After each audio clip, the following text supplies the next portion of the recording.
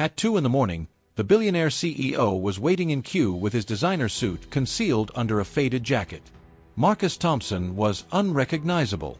Not the weary cashier fumbling with her register.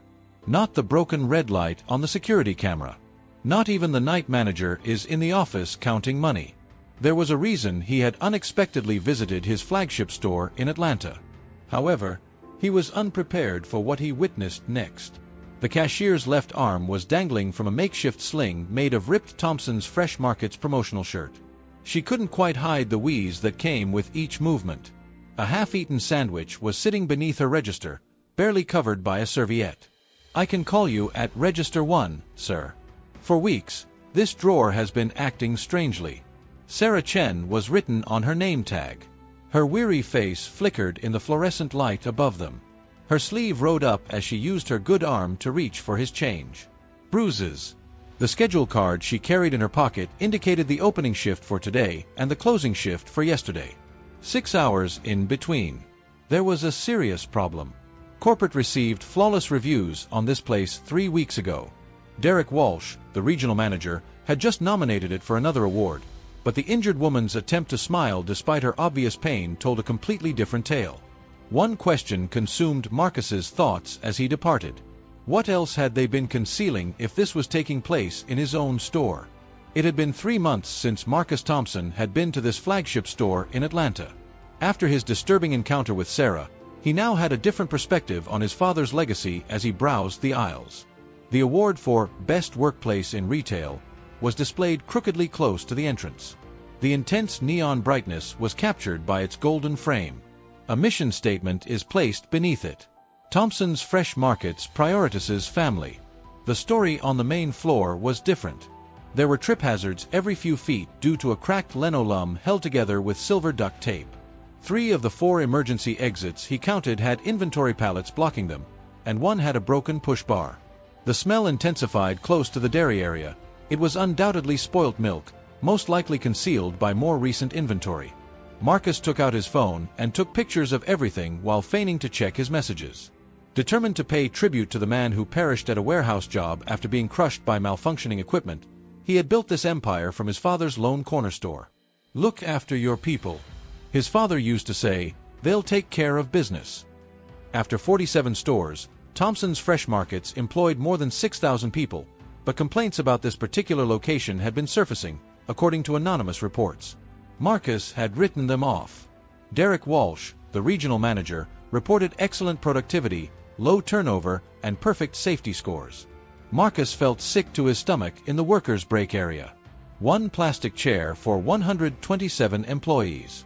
A refrigerator that was marked out of order 2 months ago. The time clock displayed patterns that were not possible. Workers leave at 11 p.m. and return at 5 a.m. Some shifts lasted 14 hours non-stop. The schedule board was a jumble of corrections in various colored pens, names that had been crossed out and rewritten, and arrows indicating shifts that had been switched. Marcus discovered what he had feared, an unofficial injury log concealed behind the official one, near the loading dock. None of the names, dates, or incidents matched Derek's reports. In just 2 months, Sarah Chen's name came up 3 times. Cut hand on a shattered shelf. Back pain brought on by lifting. Shoulder damage. Fell up broken stairs while carrying boxes. Apart from today's date, the most recent entry was blank. "Did you lose, sir?" A janitor with a broken wheel and a squeaking mop bucket emerged in the doorway. Jimmy was his name tag, and the fatigue of someone who had seen too much was evident in his eyes. Marcus said he was simply searching for the loo. Jimmy looked at him for a long time. Typically, corporate types come during the day. "Bathrooms that way," he muttered as he pushed his bucket past when things appeared more attractive. "Keep an eye on the damp floor. The signs are beyond our means." Marcus's phone rang. One more anonymous complaint, accompanied by a picture this time. A worker wearing a sling on their arm. The message read, "Sarah. She cannot afford to be absent from work. None of us are able to. Please assist." Thompson's Fresh Markets were hit like a wave by the Saturday morning rush. Shopping carts brimming with weekend groceries lined up 6 deep at each register. Working at Register 3, Sarah Chen's homemade sling was already drenched in perspiration from her one-handed scanning and bagging. With an out-of-order sign taped across its lens, the security camera above her station hung pointlessly. Derek Walsh yelled, "Sarah, need you to help unload the dairy truck," over the cacophony of customer chatter and scanner beeps. With designer shoes shining on the cracked floor, the regional manager stood close to the office. "Team effort today," Sarah said, pointing to her expanding queue. "I'm on register. Additionally, my arm, everyone contributes. The Thompson's way is that." Derek grinned as sharply as shattered glass. "Unless you need to go home permanently." With his baseball cap pulled low, Marcus observed from the pharmacy queue. After his findings from yesterday, he had come back to watch the Saturday rush. He would always be troubled by what he saw next. Sarah left her register and apologized incoherently to irate patrons. She battled to balance a 60-pound milk crate against her hip in the stockroom. When she lifted bone against bone, the surrounding staff recoiled at the grinding sound. The caretaker Jimmy tried to assist, but Derek dismissed him. "She's got it," Sarah was asked by a strong girl. The crate fell. Sarah collapsed to the ground, clutching her shoulder, and her scream cut through the morning commotion. Like white blood, milk cartons exploded all over the linoleum. Clients hurried to take a look. Workers froze, caught between aiding and continuing to work. Derek crossed the puddle of milk that was spreading, took out his phone, and began to record. Worker mishap. 9:47 a.m. Sarah Chen dropped goods, causing damages of about $200. He turned to face the assembled group. "People, the show is over. We'll clean this up. Call maintenance, please. Make an ambulance call."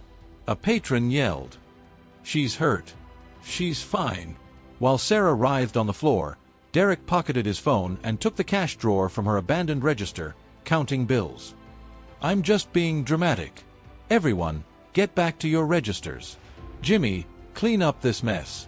At that point, Sarah took an action that completely altered the situation.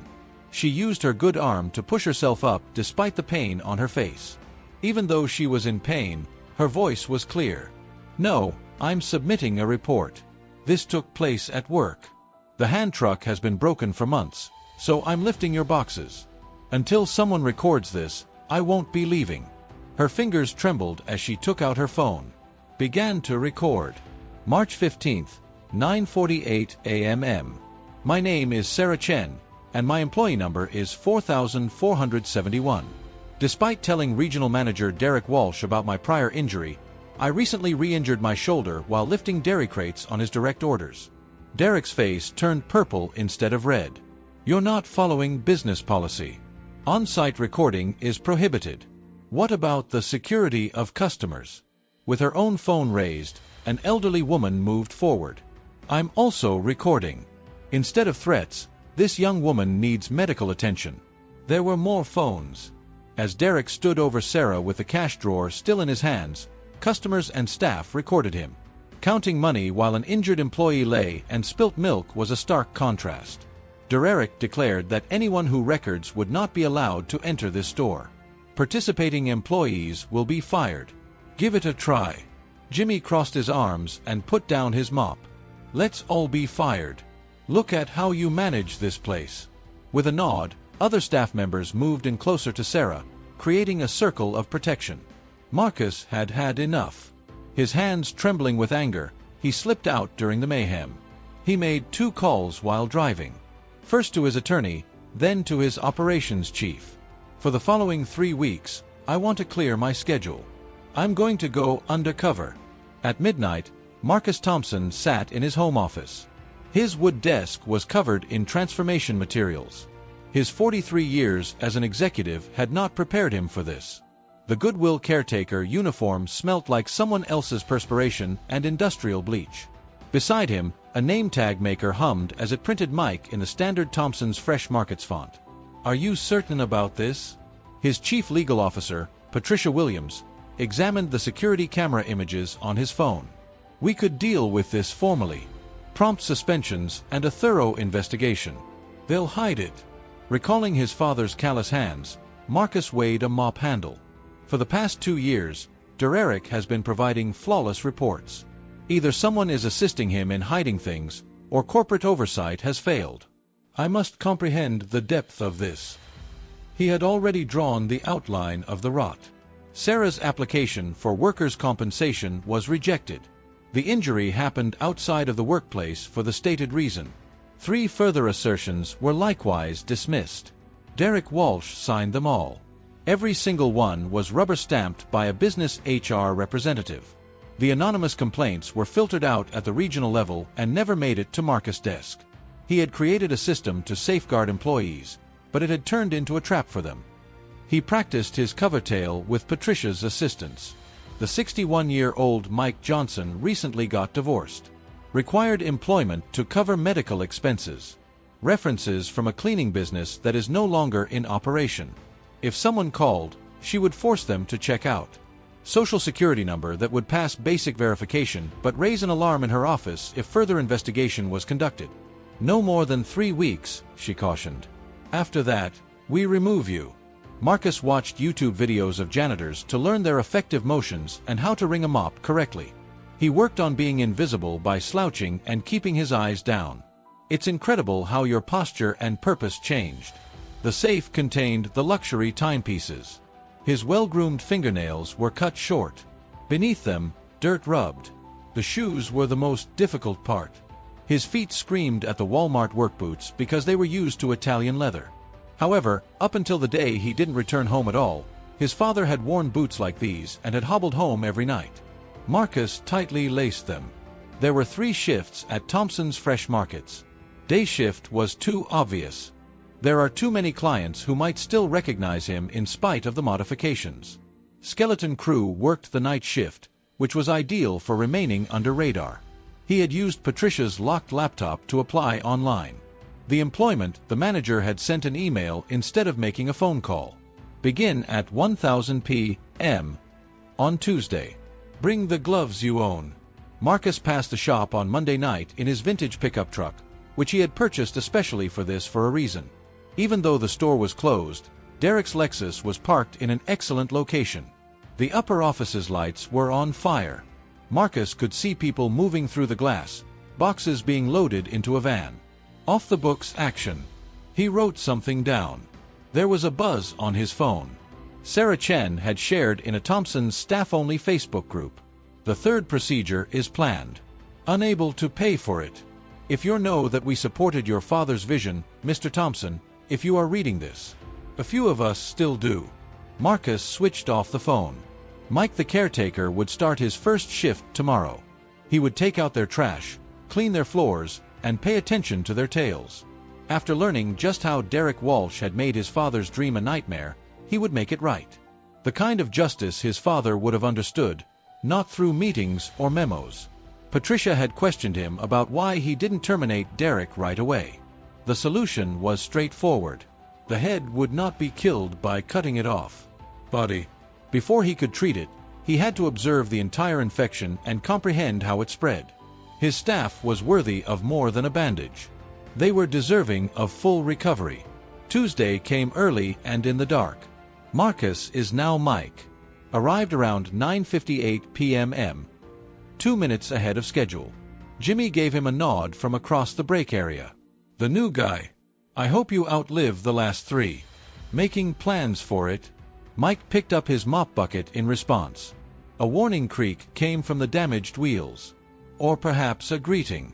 Mike's Jimmy warned at the beginning of the first night, don't clean too good. Makes the day shift look bad.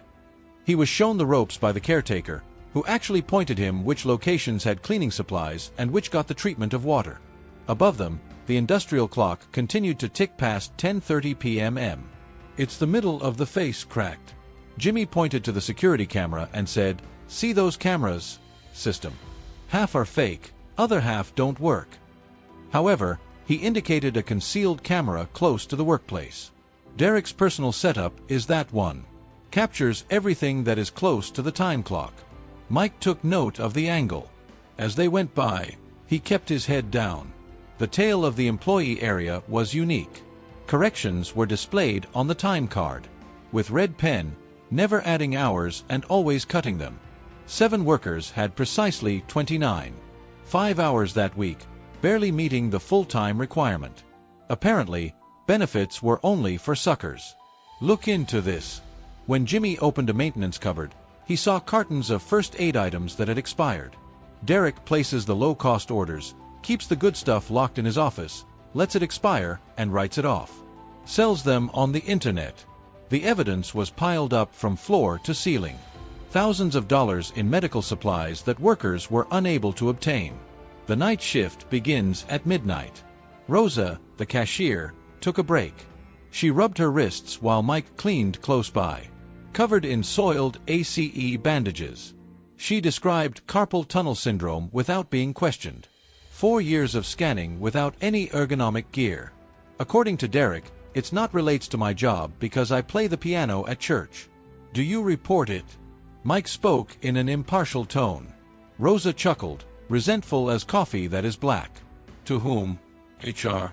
They are Derek's drinking companions. Oi. The last man who called them had all of his hours reduced to nothing. I had to give up. She produced a notebook with pages of recorded events, dated, full images of injuries. We now maintain our own records. There are 27 of us. Mike had seen enough to make him sick by 2 in the morning. The loading the dock workers hauled goods that needed 2 personnel by themselves while working without safety gear. The refrigerator, the door would not remain shut. Workers risked being locked inside by using a damaged pallet to support it. The substance every OSHA regulation he was aware of was broken by storage. Ammonia and bleach are kept next to each other. No airflow. Why remain? Tommy was a young man, perhaps 19, who was having trouble with boxes labeled Team. Mike inquired lift on his own. Mom has diabetes. Do you require insurance? Tommy displayed a payub to him. Deductions that were new to him. Charge for cleaning uniforms. They use their own rented equipment to wash their hands. Truck. Training cost recovery for a 1987 food safety film. His take-home cost $247 for 40 hours. At 4 in the morning, the discovery was made. Jimmy finally had enough faith in Mike to reveal the true secret to him. Hidden behind the Skip Derek special files, hard copies of his correspondence, and preserved bonus structures that display bribes to reduce labor costs. Suppression of injury reports and workers' compensation assertions rejected. Derek received $1,000 for each claim, according to the smoking gun. Denied, $500 for each full-time worker who switched to part-time work. Jimmy clarified, he has a partner upstairs. Someone in corporate who separates and makes the problems go away the rewards. We estimate that only by harming us, they make 6 figures annually. With his hands trembling with anger, Mike took pictures of everything. A single email thread talked about Sarah in particular. An employee with a problem is overly loud about their rights. Assign heavy lifting until she quits or has enough injuries to be fired for failing to do her job. We went on a date 2 months ago. She had been their aim. Gray and depressing, dawn broke. Mike's feet cried out in the inexpensive boots. Mopping caused his back to hurt. However, the bodily suffering was insignificant in comparison to the rage that burned in his chest. At 6 in the morning, he punched out. Observing that Derek's Lexus is still in the parking area. He could see the regional manager chuckling on the phone while counting money through the office window. Jimmy strolled going out with him. Mike, will you be returning tonight? Marcus said he wouldn't miss it. He sent Patricia the pictures in his truck along with a single command. Get me all the details about Derek Walsh. Monetary documents, assets, business ties, and discover who is defending him. There was a buzz on his phone. Sarah once more in the Facebook group for employees. The 4th surgery was postponed. Coverage was refused by insurance. If anyone has extra painkillers, kindly send me a note. Marcus Thompson was already organizing the war, but Mike would return tonight. 750 words out of 1,190. The second week was more in-depth. When Mike got there, the night crew was busy. With anxious vigor. The safety infractions had been anonymously reported to OSHA.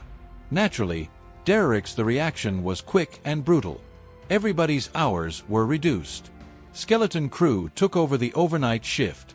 Jimmy's position as supervisor was reduced to that of basic caretaker. A $3 hourly wage reduction. Rosa muttered, collective punishment, during the interval. Military strategy. Turn us around. Against one another. However, something had changed. Derek's revenge brought them together rather than shattering them. In order to save gas, workers began sharing rides and packing extra lunches for those who couldn't afford to eat. Mike found Derek's second source of income on Wednesday. As he was tidying the office door, he saw boxes being loaded at 3 in the morning. Thompson's fresh market stock, but moving into private automobiles. Superior meat cuts, top-shelf spirits and organic produce. Nothing would be visible on security footage. Derek had placed the loading just beyond the camera's field of view. Tommy clarified that he assists Mike in cleaning the loading area and sells it to restaurants. Money only. Probably makes $2,000 a week. It appears as shrinkage in the store inventory system. Typical loss. Corporate never if the percentages continue to be reasonable. The young man favored his left foot and limped while working. Dropped last week with a pallet on it. Derek threatened to test me for drugs if I filed a report. I smoked marijuana at a concert a month ago. I can't take a chance. The foot was covered in duct tape, swollen, and most likely broken. Within his shoe. The worst revelation came on Thursday night. Mike was doing some cleaning. He discovered Maria, a deli employee, crying in a stall in the women's lavatory. She had a 7-month pregnancy. Bleeding a little. She gasped in between contractions. Can't leave. Require 4 additional time for overtime. Rent is due. Mike did not remember his cover. We're heading to the hospital right now. Unable to pay. I'll cover the cost. He assisted her in getting to his truck. Made a 911 call on path. He gave them his actual credit card at the hospital. Covered everything. Maria had been in danger of going into early labor, but her baby was fine. Fatigue, dehydration, and an untreated UTI from being prohibited from using the loo. Word had gotten out when he came back for Friday's shift. Mike was unique. Without expecting anything in return, he had assisted Maria. Trust changed. The true tales spilt out. Derek's sexual harassment that is meticulously spoken but never seen. When he created a diabetic workers deal with insulin shock. Following her pregnancy announcement, the pregnant woman was fired due to performance issues. Samuel, an elderly man employed in Delhi, stated, "We tried organizing once despite arthritis. Derek learnt of it. The organizers were deported." It's funny how ICE unexpectedly anonymous advice regarding problems with documentation. The message reached the rest of us. Mike discovered additional proof in Derek's garbage. Rewritten performance evaluations to support firings. Reports on injuries were destroyed and replaced with copies. Placing blame on staff. Time cards taken both before and after Derek made the changes. The man maintained awards for his brutality. Mike's final scheduled shift for the second week is on Saturday night. He had collected there was enough proof to bury Derek, but something persisted. Who at corporate was keeping him safe? The response originated from a surprising source. Actually, you're not a caretaker. Rosa caught him off guard during break. Keen eyes. Your gait and your perspective on the world. You're looking into it. Mike thought about denying it, but then he noticed the desperation in her eyes. If I was, would that matter? Depending on the reason. She withdrew, showed him a contact on her phone. My cousin is employed in a corporate setting. Claims that an executive boasts about his agreement with local managers.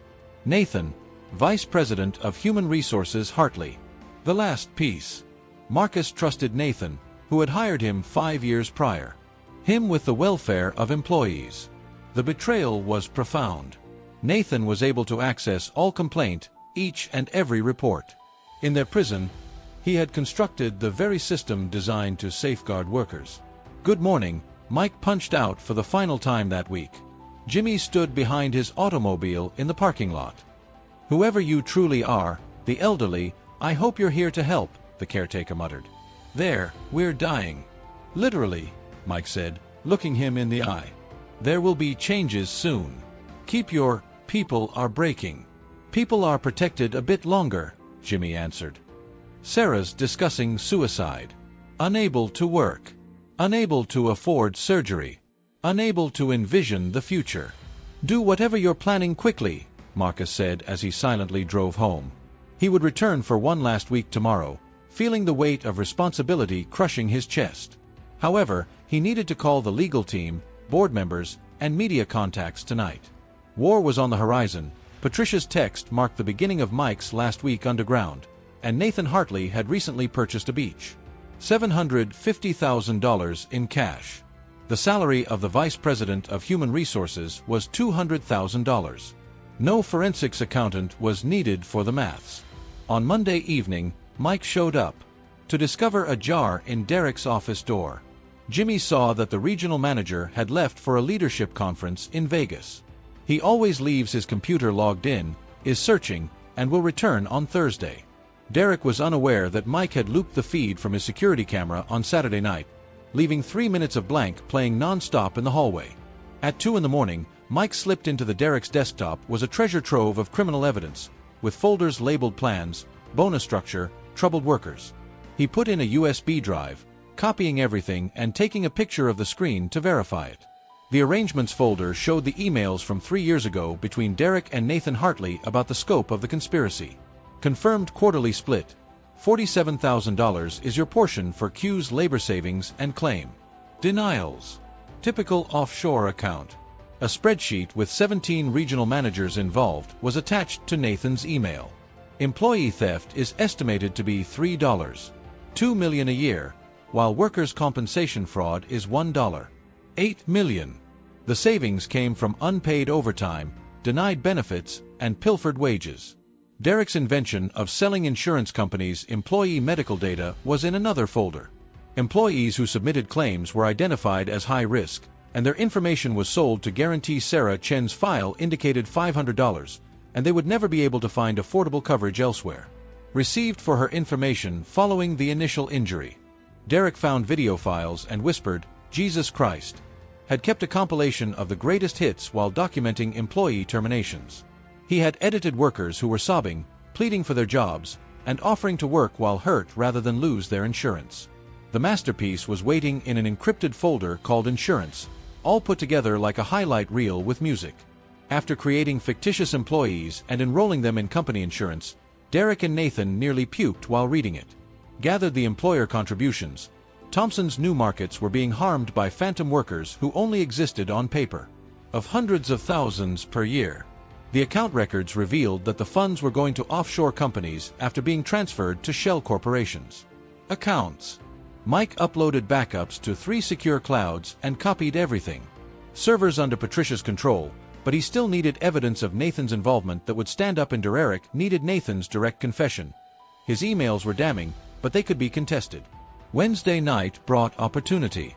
At 1 in the morning, Rosa stormed into the break room and called in Sarah attempted an overdose and is currently in the hospital. She posted a farewell live stream. Message: "I can't live with this pain." The video showed Sarah in her flat with empty pill bottles next to her. No longer able to work, pay for surgery, or see hope. Thompson's fresh markets killed me. Mike's hands completed the task in just 3 years. Shook as he dialed 911 using his own phone and provided Sarah's address. From after that, he made a careless call to Nathan Hartley regarding her employee file. Using Derek's office phone directly, "Derek," Nathan's voice was heavy with its 2 in the morning. "We're having trouble with sleep and alcohol." Mike growled, mimicking Derek's tone. The Chen girl attempted suicide and streamed it live. Nathan was now completely awake when the company was mentioned. How many people saw it? Enough. What's our play? The same as usual. She's a displeased employee with mental health problems. We'll make her appear unstable by leaking her disciplinary file, and I'll have PR prepared a statement. Yes, all of it. Did she specifically mention the injury claims? We can't sue deceased employees, so perhaps this is a good time, Nathan sighed. I'll make sure her medical records reflect a history of depression, deny everything, and portray her as troubled. Dr. Patel owes me some prescriptions will be backdated by him. What about the other staff members? They should be scared. Anyone who shares that video gets fired for breaking the social media policy. Anyone who speaks to the media faces defamation lawsuits. Remind them we understand where their families work, where their children attend school, and so on. Recorded every word, and our arrangement remains stable. This is really beneficial to us. Tragic events divert attention from the investigation. We'll use her suicide to promote mental health programs. Show compassion while removing the insurance plan's psychological coverage. I have Senator Morrison's committee on my side. The beach house is where a federal investigation ends. Nathan chuckled. Just the wheel both retire to the Cayman Islands after 5 more years of this. Fools believe that corporations are concerned about them. Your father would have been pleased to transform his heartbreaking grocery chain into a Mike's finger lingered over the hang-up button. One more push, real profit machine.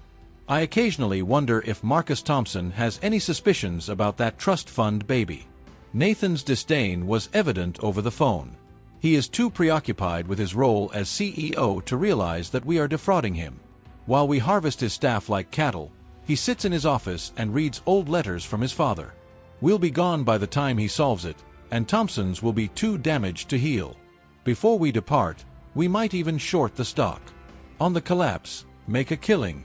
After hanging up, Mike saved the recording to several drives. He had everything: fraud, conspiracy, and an intentional attempt at murder. Rico violates enough insider trading plans to have them both imprisoned for decades. There was a buzz on his phone. Sarah's stable, Patricia. Her stomach was promptly pumped by doctors. She wants you, the true you. As Mike left Derek's office with the evidence in hand, dawn drew near. Employees gathered around phones in the parking lot, watching Sarah's video while sobbing aloud. Jimmy stood apart and gazed at the rising sun. Mike whispered to him, "It's time." Jimmy looked at his face. "The CEO, you are him." Mike gave a nod. Then Jimmy said, "God help them, since nothing else will." It arrived like a storm on Thursday morning. At 9 in the morning, Derek Walsh strode through the door of Thompson's Fresh Markets. Designer sunglasses that reflect the fluorescent lights, fresh from Vegas. Nathan Hartley had left him 17 calls, but the VP's terrified voicemails could wait. Derek needed to terrorize a store. All hands meeting for an emergency. The PA system reverberated with Marcus Thompson's voice. Now all employees are on the main floor. Derek froze. It wasn't the voice of his store manager. He hurried over to the group of people gathered around the produce, but he came to a dead stop. Marcus Thompson was still dressed in the janitor's uniform, Mike, but his posture had changed as he stood in the middle. "No more hiding, no more slouching. Some of you know me as Mike," Marcus said, his voice resonating throughout the quiet store. "I've mopped your floors, emptied your trash, listened to your stories. Marcus Thompson is my true name. This business is owned by me."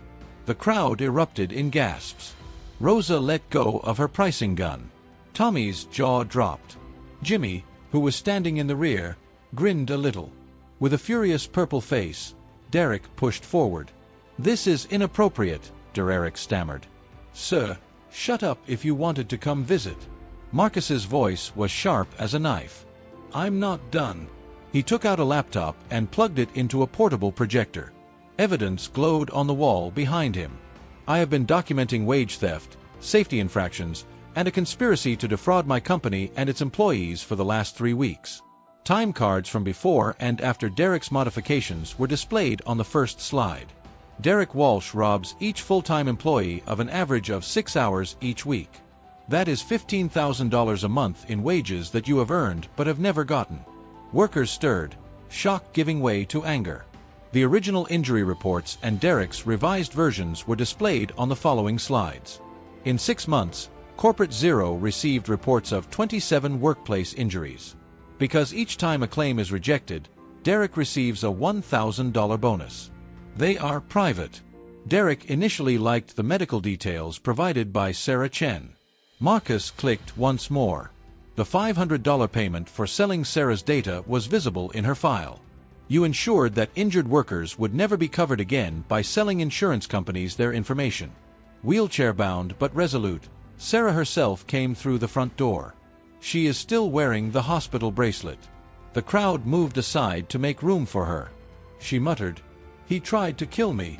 Not with a weapon, but with laws meant to shatter us. I nearly gave him the victory." She gave Derek a direct look. "But I'm still here." Marcus turned on the tape. The store was filled with Nathan Hartley's voice talking about Sarah's attempted suicide as if it were a business opportunity. When they heard the disdain, the calculation, and the scheme to profit from her death, the workers sobbed aloud. "This recording is unlawful." Derek took out his phone, most likely to make a security call. "This is also the case." Marcus demonstrated the phantom employee plan. "You and Nathan stole $400,000 a year in insurance contributions by creating 43 fictitious employees. Federal fraud is what that is." At that moment, the police arrived discreetly and expertly. An hour ago, Marcus had contacted them with proof of impending document destruction. They gathered around Derek and bided their time. "But this is the best part," Marcus added in a deadly calm voice. "Is there a security camera in your workplace? I looped it. I have all of your actions from this week, including you and Nathan loading pilfered goods into private cars, while you believed you were safe." Derek's phone rang. "Hartley." "Nathan." Marcus motioned for him to answer it before turning on speaker mode on his own phone that was linked to the public address system. The store echoed with Nathan's terrified voice. "Abort everything, Derek. Documents should be destroyed. Clean the computers. My home was just raided by the FBI. They possess everything." Marcus was done. "Nathan, we have everything. 3 years of fraud conspiracy, offshore accounts, and shell corporations. Oh, and Senator Morrison lost it. It turns out that your bribes are not as important to him as his career." "Quiet." Nathan's voice then became quieter. "Marcus, baby, the trust fund." Marcus affirmed. "I was too preoccupied with reading my father's letters to realize that you were ruining his legacy. But I did notice. Every hour that was taken, every claim that was rejected, every life that was ruined." Derek ran out the door. Before Jimmy's mop handle caught his ankle, he had taken 3 steps. Spread out on the cracked linoleum that he had refused to repair was the regional manager. The same filthy water that his employees had been working in for years was absorbed by the expensive suit. Derek yelled, "You're all fired," from the ground. "Every one of you." "No," Marcus merely replied. "You are," he said, giving the police a nod. "Officers, Derek Walsh is being held for conspiracy, fraud, and embezzlement. In his office, there is proof that documents are being destroyed." Marcus turned to his staff as the police dragged Derek away. To see this, hundreds of them who worked the day shift had left their jobs. "Because I trusted the wrong people, neglected to check, and neglected to keep you safe, you have suffered. Now that is different." Sarah turned on her wheels. "Lovely words. They've been heard before. You're correct." Marcus took out his phone and made a call. "Now, Patricia, carry out the transfers." He turned to face the throng. "Each hour that has been pilfered over the previous 3 years is computed and added to your accounts with interest. Examine your banking applications." Phones appeared. When workers saw deposits, gasps turned to sobs. Tens of thousands for some, thousands for others. Jimmy was crying as he gazed at his screen. $43,000. Marcus assured me that was only the beginning. Complete coverage for all injuries. Retroactive. You'll have the nation's top surgeons, Sarah. That foot will be treated today, Tommy. Every safety infraction is resolved in less than 72 hours. What's the catch? Even after winning, Rosa asked suspiciously. The catch is that you assisted me in fixing this. Every store, not just this one. You've recorded the issue. Now assist me in fixing it. Marcus revealed a Thompson's Fresh Markets t-shirt underneath the caretaker uniform. This business was founded by my father on a single tenet. Look after your people. I overlooked that. I was reminded by you. The crowd burst into cheers, tears, and embraces. Marcus learned more than 5 years in the executive suite from Mike the caretaker in just 3 weeks. However, this was only the first conflict. It was almost time to start the battle for Thompson's Fresh Market soul. The change started right away. Contractors descended upon Thompson's Fresh Markets like an occupying army of change within an hour of Derek's arrest. The malfunctioning timepiece was torn off the wall and replaced with an impenetrable biometric system. The truckload of safety equipment arrived. For the first time in years, the alarms in the blocked emergency exits were tested and cleared. With his laptop resting on a checkout counter, Marcus called an emergency board meeting from the store floor. All regional managers are suspended while an investigation is conducted, effective immediately. Employees at local stores will choose their own management councils. Employee approval is now required for 50% of scheduling, safety, and operational decisions. Harrison, a board member, can't just get started. 52% of the shares are mine. Marcus interrupted him. I will and I can. Any board member may now submit their resignation if they disagree. Sarah raised her hand while still in her wheelchair and with fire in her eyes. How about defense? Derek has pals. Nathan is connected. Marcus gave Patricia Williams, who had worked with a group of solicitors, a nod. Everyone who testified was protected as a federal whistleblower. We prosecute any retaliation. In addition, I'm setting up a $5 million legal fund just for employee advocacy and protection. Documents were distributed by the solicitors. Jimmy narrowed his eyes at the fine print. This indicates that we will have voting seats on the safety committee. Actual votes, not recommendations. According to Patricia, there are 3 employee representatives for each management representative. Additionally, decisions made by the safety committee take precedence over corporate bylaws that include profit considerations. Unchangeable without the consent of 75% of employees. Finally, wearing a proper medical boot, Tommy hobbled forward with a bootless foot. How about pay? We continue to make the bare minimum. Marcus opened a presentation. Thompson's will immediately raise its minimum wage to $18 per hour. 30-hour full-time benefits guarantees. Floor employees receive 10% of store profits on a quarterly basis, and overtime is voluntary and paid at a double rate. How are you able to pay? There was a shout. Marcus responded by reducing executive bonuses by 90%. My pay decreases from $8 million to $800,000. Employee programs are funded by the difference. If an executive doesn't agree, they can join Derek in the unemployment queue. A familiar figure entered, causing the crowd to stir. Atlanta's top orthopedic surgeon is Dr. Angela Martinez. She approached Sarah directly. I'm here to assess your shoulder, Miss Chen. Mr. Thompson has scheduled an urgent procedure at Emory Full Rehabilitation. All costs, including missed income, are covered. Sarah's hard exterior broke. As Dr. Martinez carefully examined her shoulder, tears streamed down her face. We can fix this, but it should have been treated months ago. You'll be able to move around freely again. Marcus cut me off, saying, I can't afford already paid. Not charitable recompense for our inability to keep you safe. Marcus revealed the next step while Sarah was taken to the hospital. There is an employee council at each Thompson store. There are 5 democratically elected members. They have veto power over scheduling, control 25% of the operating budget, and are unassailable when it comes to safety. We have power because of you. Rose's suspicions had not completely subsided. I'm giving you the power you've always deserved. Marcus pointed to the malfunctioning apparatus surrounding them. You were aware of what needed to be fixed. You were disregarded by management. Never again. That's where the first election took place. Candidates nominated by staff members were chosen by secret ballot. Jimmy was elected as the safety representative by a unanimous vote. Rosa was appointed coordinator of scheduling. The council was completed by 3 more people. Derek's enabling store manager was fired in their first official act. We must talk about replacing him. A representative from HR started. Jimmy declared that he had already made up his mind. If Maria accepts, we want her. The deli employee who had nearly lost her infant let out a gasp. You are respected, knowledgeable, and genuinely concerned. Maria stood slowly, still weak from her ordeal in the hospital. I agree, but I'll require assistance. According to Marcus, that is the purpose of councils. Joint leadership. No more autocrats. The store was not the only place where the changes were felt.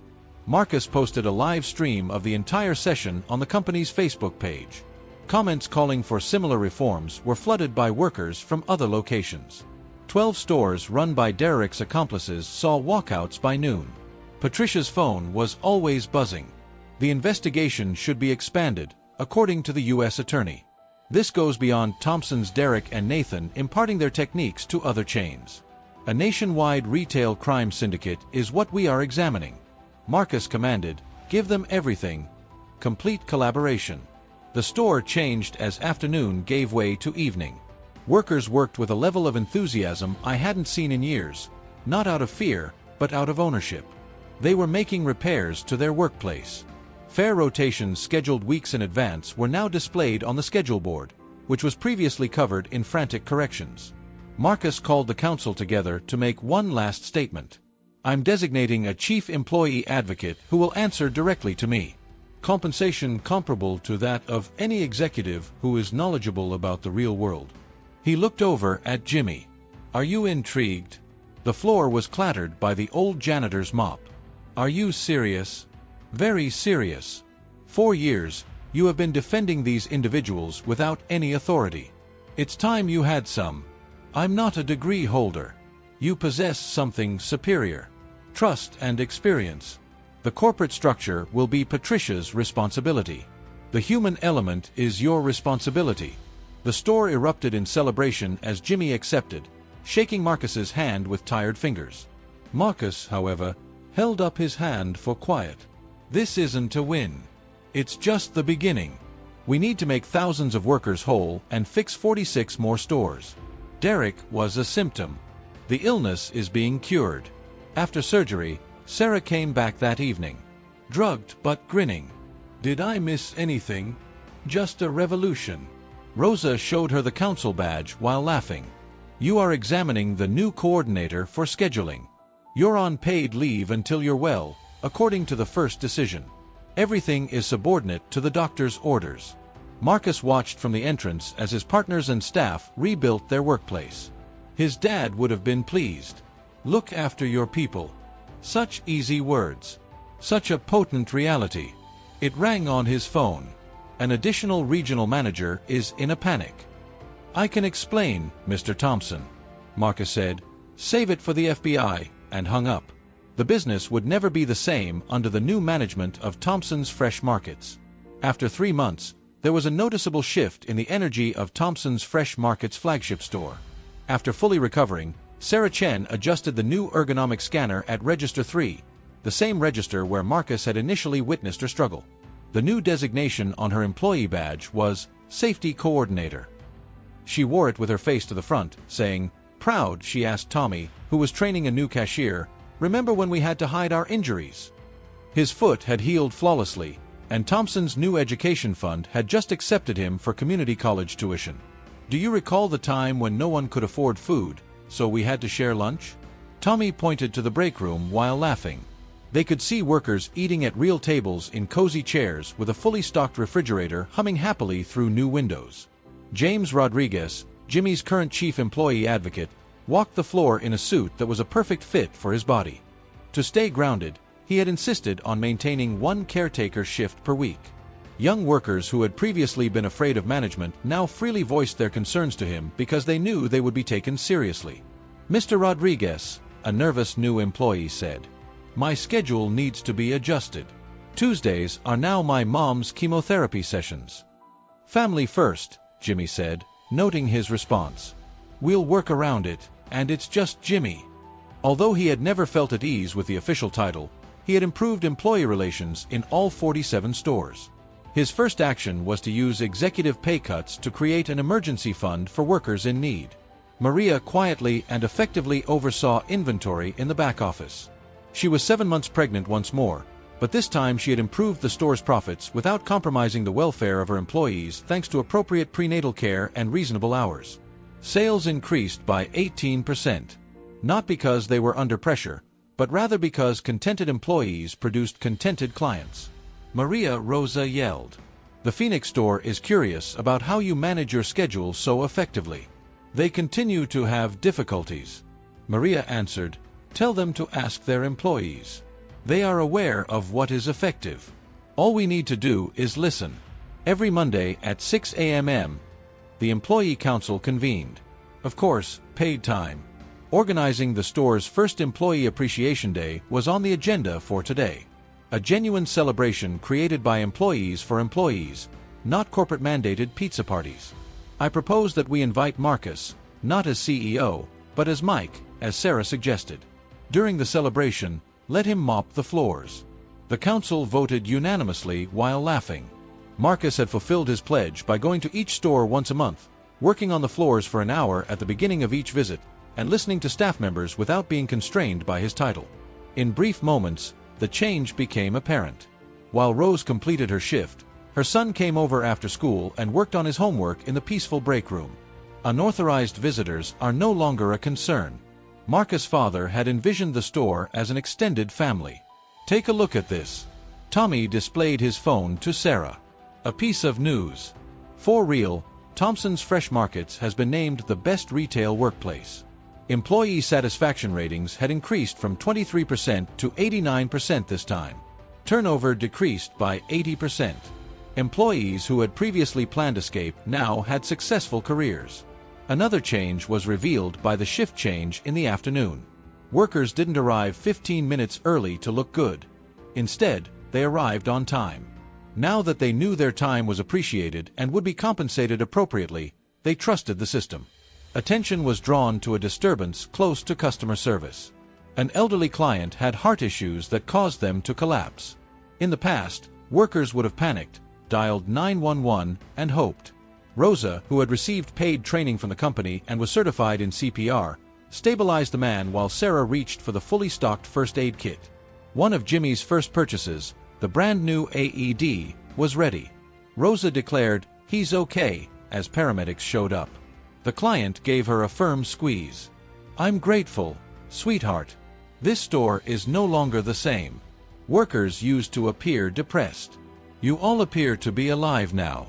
The store's transformation was finished in one lovely moment as night fell. A nervous new hire, a single mother who had been fired from another chain for missing work due to her child's illness, was being trained by Sarah at her former register. "Don't worry about your kid," Sarah reassured her. "We have emergency support for childcare. You stay at home if she's ill. Full compensation." Now, that's the Thompsons method. Tears welled up in the woman's eyes. "I've never been treated like a human being at work," Sarah firmly said. "You do now. Here, we look out for one another." Marcus came in with his mop bucket for his monthly visit. Workers waved, with some yelling, "Hey, Mike." He had gained something more valuable than their respect or fear. "Sarah, their trust," he said as he walked up to her register. "How is the shoulder doing?" "Excellent." She showed off her entire range of motion. "The entire store is stronger than it was before, according to the doctor." She hesitated. "We appreciate you coming to see us." "I appreciate you showing me." Marcus lifted his mop. "I've heard that the freezer area requires maintenance." Sarah yelled, "Hey, Mike, you missed a spot last time," as he was leaving. "Jimmy has been whining." Marcus didn't laugh like an executive. He laughed genuinely. He was discovering that knowing when to follow was sometimes the best leadership. Instead of corporate policies, his father's dream came true in these moments when employees were making jokes with their CEO, realizing that tomorrow would be better than today, and working together to create something. The schedule board, which had previously represented oppression, now showed a revolutionary image. "I hope." Each name stood for a respected individual. Every shift is a just trade-off between labor and dignity. Family was the top priority at Thompson's Fresh Markets, as it had always claimed to be. The video opens on the flagship store of Thompson's Fresh Market a year later. Above Register 3, the same fluorescent light flickers at dawn. Marcus' decision to leave it alone serves as a reminder of the beginning of the journey. However, everything else has changed. Sarah Chen, who is currently the Regional Director of Employee Safety, uses a tablet to walk the floor while performing her morning inspection. She has strong, unrestricted shoulder movement. She stops at a display that displays the store's metrics. 423 days without an injury-related lost time. POPLEFIRST is spelt out in a mosaic of employee photos beneath it. Workers in dependable cars arrive in the parking lot for their morning shift, proud to show off their well-pressed uniforms. Nobody hurries. They have faith in their workplace, are aware of their schedules, and trust their hours. Marcus Thompson, who visits the store every quarter, mops the entrance. However, staff members now pause to talk, offer coffee, and share pictures of their families. He's no longer Mike the caretaker, but he's also not quite the aloof CEO. He's Marcus, the boss who paid attention. A young cashier named Mr. Thompson comes over. "This was drawn for you by my daughter." A picture with crayons. In front of a Thompson store marked, "The place that saved my mommy," stick figures holding hands are displayed. Only a portion of the story is revealed by the numbers. Following the initial panic selling, the price of Thompson's fresh market stock doubled. It turns out that customers prefer to shop at establishments where staff members genuinely smile. There are now 55 stores, all of which have elected employee councils and are shining examples of ethical retail. Derek Walsh is incarcerated for 8 years at the federal level. Nathan Hartley scored 12. Their conviction revealed a nationwide network of retail exploitation that affected millions of workers. The Retail Workers Protection Act, which requires employee representation on safety committees, was passed by Congress. Although they dubbed it Sarah's Law, the true triumph lies in the little things. Silver-haired and dignified, Jimmy Rodriguez is a mentor to a new generation of leaders who rose from the ranks of stock clerks. Inspired by his mother's metamorphosis, Rose's son pursues a career in labor law. Tommy, who remembers what it's like to be hungry, returns as an assistant manager after graduating with honors. Similar scenes are shown throughout the Thompsons chain as the camera pans back. Former employees become partners, former victims become voices, and former janitors become executives. Every store is a tiny revolution, demonstrating that profit and dignity are multipliers rather than antagonists. Sarah speaks to a group of retail executives. Her words carried weight that she had earned via suffering.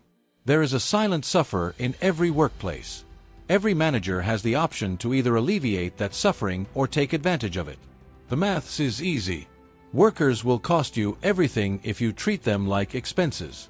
They will construct your empire if you treat them like human beings. Marcus is standing in his father's original shop, which is now an ethical management training facility. Alongside images of Sarah, Jimmy, Rosa, and numerous other people who forced Thompson's fresh markets to save them, his father's picture is displayed on the wall. Marcus addresses the camera directly at the end of the video. Just the truth, no corporate polish. Every office has a microphone. Every workplace has leaders who could listen but choose not to. Someone who sees everything, understands what's wrong, and remains silent out of fear or futility. Injustice exists in the space between those 2 points. He displays an app on his phone. We developed an anonymous, encrypted, direct-to-CEO voice platform for Thompson's employees. However, an app is not necessary. You must have bravery. If you are an employee, keep a record of everything. Go undercover in your own organization if you are a leader. Put in a full shift. Hear authentic tales. Experience actual pain. Additionally, Sarah appears on screen alongside him if you are a customer. Shop where employees flourish. Find out if workers receive fair treatment. Your money is a vote for the world you desire. The last frame. Once covered in frantic corrections, Thompson's original schedule board now shows something straightforward. Fair pay, fair schedules, and fair treatment. Text appears every day. Is there wage theft, injury concealment, or voice silencing at work? There is a private hotline in every state. The Labor Department, Google, and your state have complained. Your voice is important. Your dignity cannot be compromised. After fading to black, the screen displays actual employee testimonials from Thompson. I can now afford insulin. My children have money for college. I awaken fearlessly. They consider us to be human. The last word. One person's refusal to accept is the first step towards change. That is the current situation. Be that person. The video ends where it started today. Register number 3. The flickering fluorescent light is still there, but it now shines hope rather than despair. As symbols of the things we have repaired, some things ought to remain broken. Some revolutions start with a CEO's conscience, a janitor's mop, and the radical notion that employees are human. Next is your place of employment. Will you be the one to finally listen or the one to speak up? That is the only question.